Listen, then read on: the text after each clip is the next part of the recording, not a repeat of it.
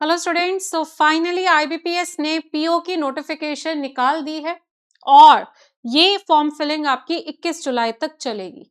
तो अगर आप इस बार का आईबीपीएस पीओ एग्जाम देना चाहते हैं तो जल्दी से फिल कर लीजिए। फॉर्म फिलिंग ऑलरेडी स्टार्ट हो चुकी है और 21 जुलाई तक आप इस फॉर्म को फिल कर पाएंगे। तो चलिए सबसे पहले हम बात करेंगे कुछ इंपॉर्टेंट डेट्स की। फॉर्म फिलिंग 1 से लेकर 21 तक है। फी पेमेंट की डेट्स भी सेम है।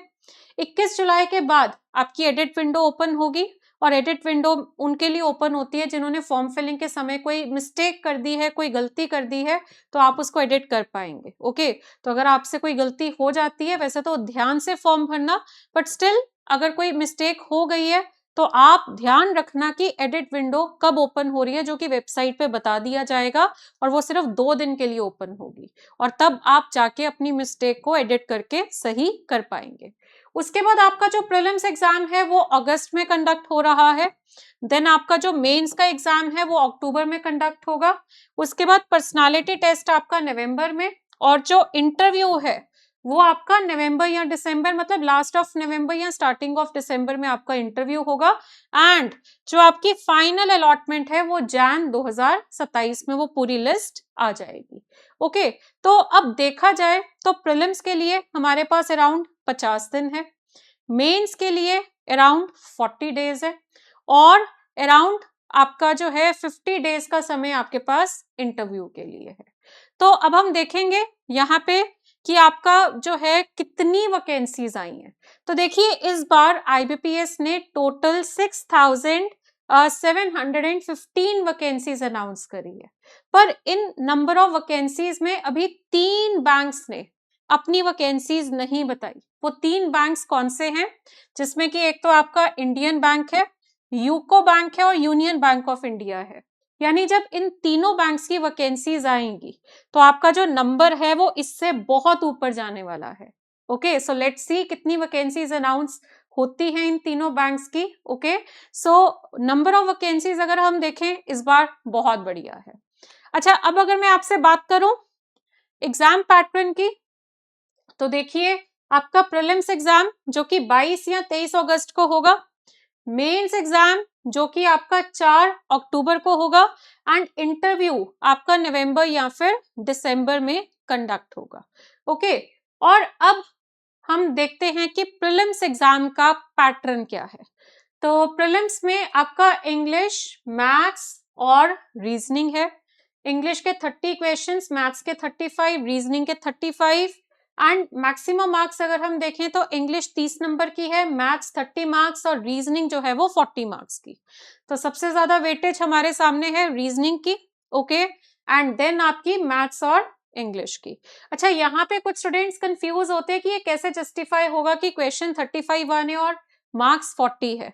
तो हर क्वेश्चन की वेटेज इक्वल है, each question carry equal marks, वो स्टार्टिंग में ही आपको दिखा देंगे, लिखा होगा।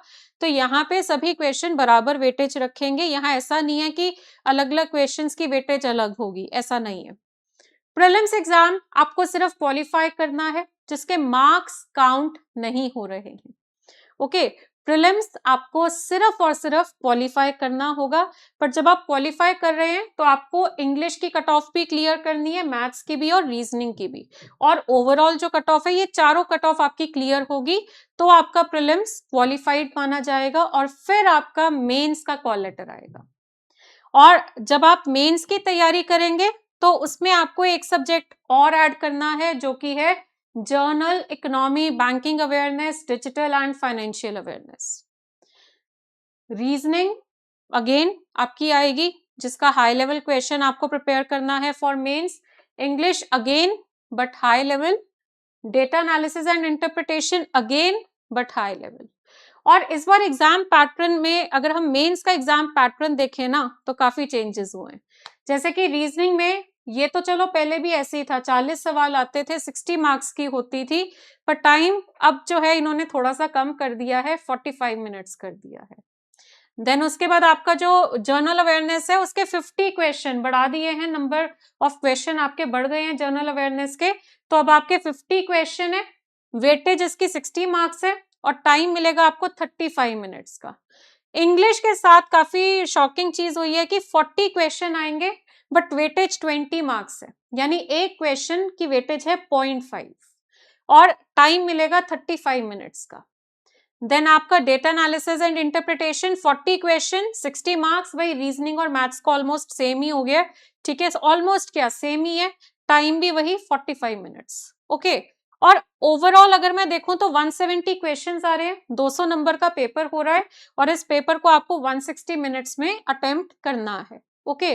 अब जब आप इस पेपर को करेंगे, देखो लास्ट ईयर के नंबर ऑफ क्वेश्चन मतलब ये जो टोटल है ये बढ़ गया है, पर लास्ट ईयर भी आपका 200 नंबर का पेपर था और टाइम आपका यही 160 मिनट्स था, सेम टाइम था, बट इस बार नंबर ऑफ क्वेश्चंस बढ़ गए हैं, यानी उतने ही नंबर में उतने ही टाइम में अब आपके सामने ज्यादा सवाल आएंगे, तो इसीलिए इस बार काफी कंपेटिटिव होने वाला है, अपनी स्पीड थोड़ी आपको और अच्छी करनी पड़ेगी।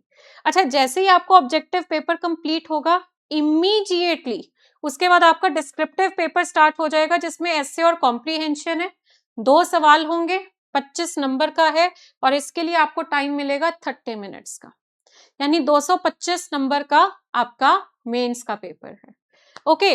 अब सेक्शनल कट ऑफ आपकी जो है वो प्रीलिम्स में भी है एंड मेंस में भी है, यानी अलग अलग सब्जेक्ट्स में भी आपकी कट ऑफ क्लियर होनी चाहिए और ओवरऑल में भी आपकी कट ऑफ जो है वो क्लियर होनी चाहिए। अब इसके बाद बात करते हैं इंटरव्यू की। इसके बाद आपका एक पर्सनालिटी टेस्ट होगा जो कि मैंडेटरी है, बट उसके कोई मार्क्स नहीं काउंट होंगे, ओके। तो आपका जो पर्सनालिटी टेस्ट है वो सबमिट किया जाएगा इंटरव्यू पैनल को, जिसके बेसिस पे आपका इंटरव्यू होगा 100 मार्क्स का। और इंटरव्यू क्वालिफाई करने के लिए आपकी अगर जर्नल कैटेगरी से है तो 40% मार्क्स होने चाहिए, और अगर आप SC ST OBC PWBD से हैं तो आपके 35% मार्क्स होने चाहिए। और आपका जो ओवरऑल स्कोर है वो किसके बेसिस पे बनेगा, देखिए मेंस का पेपर 225 नंबर का है और जो आपका इंटरव्यू है वो 100 नंबर का है, तो ये जो मेंस का स्कोर है उसको 80% में कन्वर्ट करेंगे, इंटरव्यू को 20% में कन्वर्ट करेंगे और आपका ओवरऑल स्कोर जो बनेगा उसके बेसिस पे आपकी अलॉटमेंट होगी कि आपका कौन सा बैंक अलॉट हो रहा है, ओके। सो ये आपका ओवरऑल एग्जाम पैटर्न है। आई होप आप सबको ये समझ आ गया होगा। अब देखो, अगर मैं आपसे बात करूं एज की, तो एज क्राइटेरिया जो उन्होंने आपसे मांगा है वो है 20 to 30 ईयर्स। अगर आपकी उम्र 20 से 30 साल की है तो आप इस फॉर्म को फिल कर सकते हैं। बाकी रिजर्व कैटेगरीज में, ठीक है, वहां पे किसी को रिलैक्सेशन 3 साल की मिल रही है, किसी केस में 5 साल की रिलैक्सेशन है, वो आप देख सकते हैं। पर अगर मैं अनरिजर्व कैटेगरी की बात करूं तो एज जो है वो 20 to 30 ईयर्स की है, ओके। अच्छा, और क्वालिफिकेशन जो उन्होंने मांगी है वो सिंपल ग्रेजुएशन है, वो आपकी सिंपल ग्रेजुएशन है, ओके, किसी भी डिसिप्लिन में, यानी कि आपने बीए करी है, बीकॉम करी है, बीटेक करी है, बीएससी करी है, कोई भी बैचलर्स आपने करी है और जितने मर्जी स्कोर हो आपने बस उसको पास किया है। ग्रेजुएट आप तभी हैं अगर आपने उसको पास किया है, तो आप इस फॉर्म को फिल कर सकते हैं।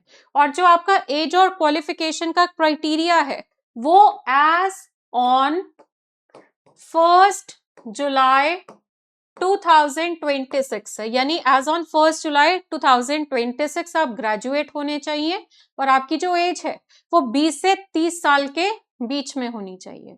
अच्छा, अब मैं आपको ना प्रीवियस ईयर की कट ऑफ बताने जा रही हूँ। देखिए 2025 में जब ये एग्जाम हुआ था तो 100 में से 49.21 आपका प्रीलिम्स का स्कोर था, मेंस में 75.75 आउट ऑफ 225 और जो ओवरऑल स्कोर था वो 46.11 आउट ऑफ 100 रहा है।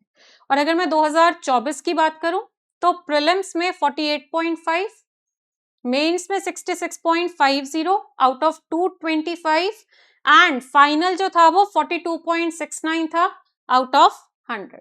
तो अगर मैं देखूं तो ज्यादा चेंज नहीं है, बट 2025 में कट ऑफ बढ़ी है। बट पता क्या होता है कि जब सिमिलर पैटर्न्स आते हैं, है ना, तो उस समय आप जो है प्रिपेयर्ड होते हो। बट इस बार क्योंकि मेंस में नंबर ऑफ क्वेश्चन बढ़ गए हैं तो उम्मीद करी जा रही है कि इस बार की जो कट ऑफ है वो 2025 के काफी आसपास ही रहेगी। बट डिपेंड करता है, अभी हमें देखना पड़ेगा। देखो, कट ऑफ डिसाइड करने के लिए 3 फैक्टर्स हैं। पहला, नंबर ऑफ वैकेंसीज, जिस पे अभी क्वेश्चन मार्क है। 6700 तो आई हैं, बट 3 बैंक्स ने अभी अनाउंस करनी है। वो कितनी करते हैं? अगर बहुत ज्यादा कर देते हैं तो आपका फायदा है ना? अभी वो उस चीज पे भी क्वेश्चन मार्क है। कितने बच्चे इस फॉर्म को फिल करेंगे वो भी अभी अनसर्टेन है, क्योंकि फॉर्म फिलिंग चल रही है। ये हमें 21 जुलाई को ही पता लग पाएगा। और तीसरा होता है एग्जाम का डिफिकल्टी लेवल। ये 3 फैक्टर्स डिसाइड करते हैं कि आपकी कट ऑफ कम होगी कि ज्यादा होगी। तो अभी तक का जो सिनेरियो है उसके हिसाब से तो यही देखा जा रहा है कि इस बार की कट ऑफ आपकी जो है इसी के आसपास रहने वाली है, क्योंकि मेंस जो है वो काफी चैलेंजिंग होने वाला है। ओके, प्रीलिम्स की कट ऑफ ज्यादा जा सकती है, बट मैं मेंस की बात कर रही हूँ, ठीक है। बट ये तीनों चीजें पता लगेंगी तो हम ज्यादा श्योरिटी से आपको बता पाएंगे कि आपकी इस बार की कट ऑफ कितनी जाएगी। तो ये थी आपकी IBPS PO की नोटिफिकेशन। और अगर आप एलिजिबल हैं और तैयारी कर रहे हैं तो इस फॉर्म को टाइम पे फिल कर लेना। लास्ट डेट की वेट मत करना, 15 जुलाई तक ही आप इस फॉर्म को फिल कर लेना। So this is Tanvi signing off. And इस तरह की सभी इंपॉर्टेंट अपडेट्स के लिए आप मेरे YouTube चैनल को सब्सक्राइब कर सकते हैं, जिसका नाम है reasoning bye Tanvi ma'am. And मैं आप सभी के लिए रीजनिंग की बहुत सारी इंपॉर्टेंट क्लासेस इस चैनल पर लेकर आऊंगी। Thank you.